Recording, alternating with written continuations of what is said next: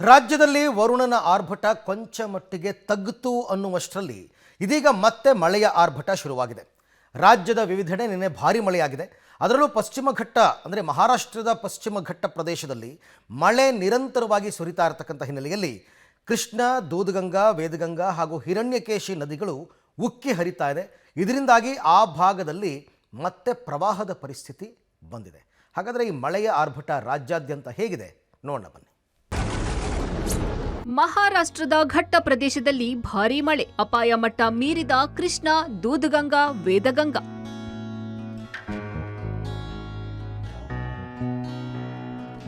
ರಾಜ್ಯದಲ್ಲಿ ವರುಣನ ಅಬ್ಬರ ಕೊಂಚ ಮಟ್ಟಿಗೆ ಸುಧಾರಿಸಿತು ಅನ್ನುವಷ್ಟರಲ್ಲಿ ಇದೀಗ ಮತ್ತೆ ಮಳೆ ಆರ್ಭಟ ಶುರುವಾಗಿದೆ.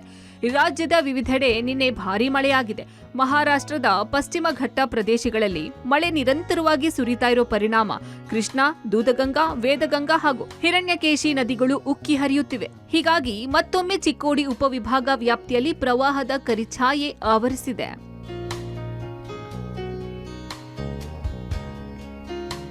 ಹೌದು, ಮಹಾರಾಷ್ಟ್ರದ ಪಶ್ಚಿಮ ಘಟ್ಟ ಪ್ರದೇಶಗಳಲ್ಲಿ ನಿರಂತರವಾಗಿ ಮಳೆ ಸುರಿಯುತ್ತಿದೆ.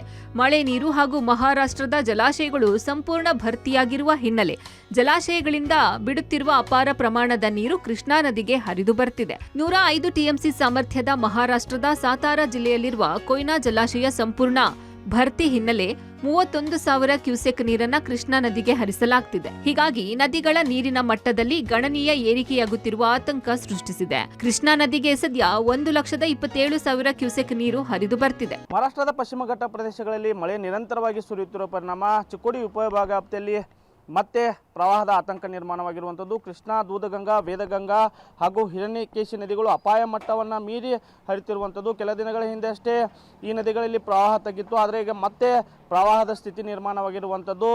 ಎಲ್ಲ ನದಿಗಳು ಕೂಡ ಈಗಾಗಲೇ ನದಿ ಪಾತ್ರವನ್ನು ಬಿಟ್ಟು ಹರಿಯುತ್ತಿರುವ ಪರಿಣಾಮ ನದಿ ತೀರದ ಏನು ಜಮೀನುಗಳಿದ್ದಾವೆ, ಜಮೀನುಗಳಿಗೆ ನುಗ್ಗಿರುವಂಥದ್ದು. ಅದರ ಜೊತೆಗೆ ಕೆಲವೊಂದಿಷ್ಟು ವಸತಿ ಪ್ರದೇಶಗಳಿಗೂ ಕೂಡ ನದಿ ನೀರು ನುಗ್ಗಿರುವಂಥದ್ದು. ಅದರಲ್ಲಿ ಪ್ರಮುಖವಾಗಿ ಕೃಷ್ಣಾ ನದಿ ತೀರದ ಏನು ಚಿಕ್ಕೋಡಿ, ಅಥಣಿ ಹಾಗೂ ಕಾಗವಾಡ ತಾಲೂಕಿನ ಕೆಲ ಗ್ರಾಮಗಳಿಗೆ ಈಗಾಗಲೇ ನದಿ ನೀರು ನುಗ್ಗಿರುವಂಥದ್ದು. ಹೀಗಾಗಿ ಮತ್ತೆ ಪ್ರವಾಹದ ಒಂದು ಸ್ಥಿತಿ ನಿರ್ಮಾಣವಾಗಿರುವಂಥದ್ದು. ಪ್ರಮುಖವಾಗಿ ಏನು ಮಹಾರಾಷ್ಟ್ರದ ಪಶ್ಚಿಮ ಘಟ್ಟ ಪ್ರದೇಶಗಳಲ್ಲಿ ನಿರಂತರವಾಗಿ ಧಾರಾಕಾರ ಮಳೆ ಸುರಿತಾ ಇದೆ. ಹೀಗಾಗಿ ಹೆಚ್ಚಿನ ಪ್ರಮಾಣದ ನೀರು ಮಳೆ ನೀರು ಬರ್ತಾ ಇದ್ದರೆ ಮತ್ತೊಂದೆಡೆ ಏನು ಮಹಾರಾಷ್ಟ್ರದ ಜಲಾಶಯಗಳು ಸಂಪೂರ್ಣವಾಗಿ ಭರ್ತಿಯಾಗಿರುವಂಥದ್ದು. ಪ್ರಮುಖವಾಗಿ ಕೊಯ್ನಾ ಜಲಾಶಯ ಸಂಪೂರ್ಣವಾಗಿ ಭರ್ತಿಯಾದ ಪರಿಣಾಮ ಏನು ಈಗಾಗಲೇ 33,000 ಕ್ಯೂಸೆಕ್ಗಳಷ್ಟು ನೀರನ್ನು ಕೊಯ್ನಾ ಜಲಾಶಯದಿಂದ ಕೃಷ್ಣಾ ನದಿಗೆ ಹರಿಬಿಡಲಾಗ್ತಾ ಇದೆ. ಇನ್ನು 105 ಟಿಎಂಸಿ ಸಾಮರ್ಥ್ಯದ ಕೊಯ್ನಾ ಜಲಾಶಯ ಸಂಪೂರ್ಣವಾಗಿ ಭರ್ತಿಯಾಗಿರುವಂಥದ್ದು. ಹೀಗಾಗಿ ಒಂದು ರೀತಿಯಾದಂಥ ಆತಂಕ ಸೃಷ್ಟಿಯಾಗಿರುವಂಥದ್ದು. ಪ್ರಮುಖವಾಗಿ ಕೃಷ್ಣಾ ಜಲಾನಯನ ಪ್ರದೇಶದಲ್ಲಿ ನಿರಂತರವಾಗಿ ಮಳೆ ಸುರಿಯುತ್ತಿರುವ ಪರಿಣಾಮ ಜಲಾಶಯಗಳು ನೀರು ಕೂಡ ಸೇರಿಕೊಳ್ತಿರುವ ಕಾರಣ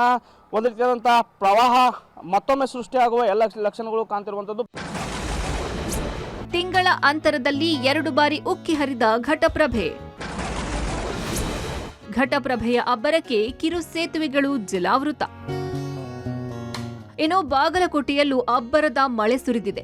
ಘಟಪ್ರಭೆಯ ಅಬ್ಬರಕ್ಕೆ ಮುಧೋಳ ತಾಲೂಕಿನ 12 ಕಿರು ಸೇತುವೆಗಳು ಜಲಾವೃತವಾಗಿವೆ. ರಾಜಾಪುರ ಬ್ಯಾರೇಜ್, ದೂಪದಾಳ ಹಾಗೂ ಮಾರ್ಕಂಡೇಯ ಜಲಾಶಯಗಳ ಮೂಲಕ ಅಪಾರ ಪ್ರಮಾಣದ ನೀರು ಹರಿದು ಬರ್ತಾ ಇರೋದ್ರಿಂದ ಮುಧೋಳ ತಾಲೂಕಿನ ಮಿರ್ಜಿ, ಚನಾಳ್, ಡವಳೇಶ್ವರ ಹೀಗೆ 12 ಕಿರು ಸೇತುವೆಗಳು ಮುಳುಗಡೆಯಾಗಿವೆ. ಪಕ್ಕದ ಅಕ್ಕಿಮರಡಿ, ಮಹಾಲಿಂಗಪುರ ಪಟ್ಟಣಕ್ಕೆ ಸಂಪರ್ಕ ಕಲ್ಪಿಸುವ ಸೇತುವೆ ಇದಾಗಿದ್ದು ಸದ್ಯ ಜಲಾವೃತವಾಗಿ ನದಿ ಪಕ್ಕದ ಹೊಲ ಗದ್ದೆಗಳಿಗೆ ನೀರು ಹೊಕ್ಕು ಅಪಾರ ಪ್ರಮಾಣದ ಕಬ್ಬು, ಸೋಯಾ ಬೆಳೆಗಳು ನೀರಿಗೆ ಆಹುತಿಯಾಗಿವೆ. ಅರಬ್ಬಿ ಸಮುದ್ರದಲ್ಲಿ ಭಾರೀ ತೂಫಾನ್. ಮೀನುಗಾರಿಕೆಗೆ ಸಮುದ್ರಕ್ಕಿಳಿಯದಂತೆ ಕಟ್ಟೆಚ್ಚರ. ಉಡುಪಿ ಜಿಲ್ಲೆಯಲ್ಲೂ ಅರಬ್ಬಿ ಸಮುದ್ರದಲ್ಲಿ ತೂಫಾನ್ ಎದ್ದ ಕಾರಣ ಸಮುದ್ರದ ನೀರಿನ ಬಣ್ಣ ಕಪ್ಪಾಗಿದೆ. ಭಾರೀ ಗಾತ್ರದ ಅಲೆ ಮತ್ತು ಗಾಳಿ ಬೀಸುತ್ತಿದ್ದು ಕೂಡಲೇ ದಡಗಳನ್ನ ಸೇರಿ ಎಂದು ಮೀನುಗಾರಿಕಾ ಬೋಟ್ಗಳಿಗೆ ಸೂಚನೆ ಕೊಡಲಾಗಿದೆ. ಗೋವಾ, ಮಹಾರಾಷ್ಟ್ರ, ಗುಜರಾತ್ ಭಾಗದಲ್ಲಿ ಮೀನುಗಾರಿಕೆ ಮಾಡುತ್ತಿರುವವರಿಗೆ ಕಟ್ಟೆಚ್ಚರ ರವಾನಿಸಲಾಗಿದೆ. 10 ರಿಂದ 15 ದಿನಗಳ ಫಿಶಿಂಗ್ಗೆ ಹೊರಟಿದ್ದ ಬೋಟ್ಗಳು ಮತ್ತೆ ಬಂದರಿಗೆ ವಾಪಸ್ಸಾಗುತ್ತಿವೆ. ಕರಾವಳಿ ಜಿಲ್ಲೆ ಉಡುಪಿಯಲ್ಲಿ ಕಳೆದ 1 ವಾರದಿಂದ ಮಳೆಯ ಅಬ್ಬರ ಕಮ್ಮಿಯಾಗಿದೆ. ಆದರೆ ಏಕಾಏಕಿ ಅರಬ್ಬಿ ಸಮುದ್ರದಲ್ಲಿ ಅಬ್ಬರದ ಅಲೆಗಳು ಏಳ್ತಾ ಇದೆ. ಅದರ ಜೊತೆಗೆ ಕಡಲು ಪ್ರಕ್ಷುಬ್ಧ ಆಗಿರುವಂಥ ದೃಶ್ಯಗಳನ್ನು ನಾವು ನೋಡ್ತಾ ಇದ್ದೇವೆ. ನಾವು ನೋಡ್ಬೋದು ಅರಬ್ಬಿ ಸಮುದ್ರದ ನೀರಿನ ಬಣ್ಣ ಕೂಡ ಬದಲಾಗಿರುವಂಥದ್ದು. ಮೀನುಗಾರರು ಇಲ್ಲಿನ ಡೀಪ್ ಸಿ ಫಿಶಿಂಗ್ಗೆ ಹೋಗ್ತಾರೆ. ಅಂದರೆ ಉಡುಪಿಯಿಂದ 2-3 ರಾಜ್ಯಗಳನ್ನು ದಾಟಿ ಹೋಗಿ ಪಶ್ಚಿಮ ಕರಾವಳಿಯಲ್ಲಿ ಫಿಶಿಂಗ್ ಅನ್ನು ಮಾಡುವಂಥದ್ದು. ಅಂದರೆ ಮಲ್ಪೆಯಿಂದ ಉಡುಪಿ ಜಿಲ್ಲೆಯ ಬೇರೆ ಬೇರೆ ಭಾಗಗಳಿಂದ ಹೊರಟಂಥ ಮೀನುಗಾರರು ಉತ್ತರ ಕನ್ನಡ ಜಿಲ್ಲೆಯನ್ನು ದಾಟಿ ಗೋವಾ, ಮಹಾರಾಷ್ಟ್ರ, ಗುಜರಾತ್ ಬಾರ್ಡರ್ನವರೆಗೂ ಹೋಗಿ ಫಿಶಿಂಗನ್ನು ಮಾಡ್ತಾರೆ. ಆದರೆ ಕಳೆದ 24 ಗಂಟೆಗಳ ಹಿಂದೆ ಭಾರೀ ಗಾಳಿ, ಅದರ ಜೊತೆಗೆ ಕಡಲಿನ ಅಬ್ಬರ ಜಾಸ್ತಿ ಆಗಿರುವಂಥದ್ದು ಮತ್ತು ಅಲೆಗಳ ಹೊಡೆತ ಜಾಸ್ತಿ ಆಗಿರೋದ್ರಿಂದ ಫಿಶಿಂಗ್ ಮಾಡಲಿಕ್ಕೆ ಆಗ್ತಾ ಇಲ್ಲ ಅನ್ನುವಂಥ ಮಾಹಿತಿಗಳು ಲಭ್ಯ ಆಗಿದೆ. ಹಾಗಾಗಿ ಹವಾಮಾನ ಇಲಾಖೆ ಒಂದು ಮುನ್ಸೂಚನೆಯನ್ನು ಕೊಟ್ಟಿದೆ. ಎಲ್ಲಿ ಫಿಶಿಂಗನ್ನು ಮಾಡ್ತಾ ಇದ್ದೀರಿ ಅದರ ತೀರದ ಪ್ರದೇಶಗಳಿಗೆ ತೆರಳಿ ಅಲ್ಲಿ ಬಂದರುಗಳಲ್ಲಿ ಬೋಟ್ಗಳನ್ನು ಲಂಗರು ಹಾಕಬೇಕು ಅನ್ನುವಂಥದ್ದು. ಕಡಲು ತೀರ ಕಪ್ಪಾಗಿರುವ ಪರಿಣಾಮ ಅಲ್ಲಿ ಫಿಶಿಂಗನ್ನು ಮಾಡಲಿಕ್ಕೆ ಆಗ್ತಾ ಇಲ್ಲ ಮತ್ತು ಕಡಲಿನ ಅಬ್ಬರ ಜಾಸ್ತಿ ಇರೋದ್ರಿಂದ ಮೀನುಗಾರಿಕಾ ಚಟುವಟಿಕೆಗಳನ್ನು ಮಾಡಲಿಕ್ಕೆ ಆಗ್ತಾ ಇಲ್ಲ ಅನ್ನುವಂಥದ್ದು.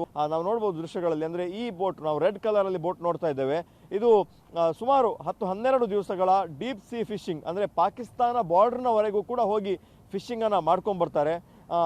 ಈ ಥರದ ಎಲ್ಲ ವ್ಯವಸ್ಥೆಗಳನ್ನು ಮಾಡ್ಕೊಂಡು ಹೋಗಿ ಮಾಡುವಂಥ ಫಿಶಿಂಗ್ ಇದು. ಇದಕ್ಕೆ ಈಗ ಸದ್ಯಕ್ಕೆ ನಿರ್ಬಂಧವನ್ನು ಹೇರಲಾಗಿದೆ.